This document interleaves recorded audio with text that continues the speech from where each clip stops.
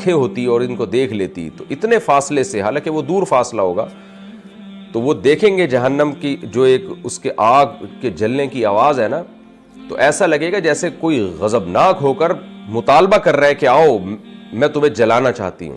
جیسے بھڑکتی ہوئی آگ کا بھی یہی منظر ہوتا ہے، اللہ ہم سب کو محفوظ رکھے جہنم کی آگ سے.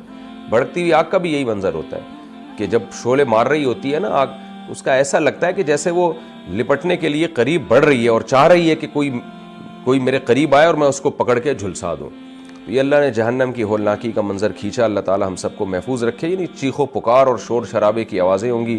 وَإِذَا أُلْقُوا مِنْهَا مَكَانًا ضَيِّقًا، جب بھی اس جہنم میں کسی تنگ مقام میں ڈالے جائیں گے، مقرنین بندھے ہوئے ہوں گے، دعوا هُنَالِكَ ثُبُورًا، تو اس موقع پہ یہ موت کو پکاریں گے.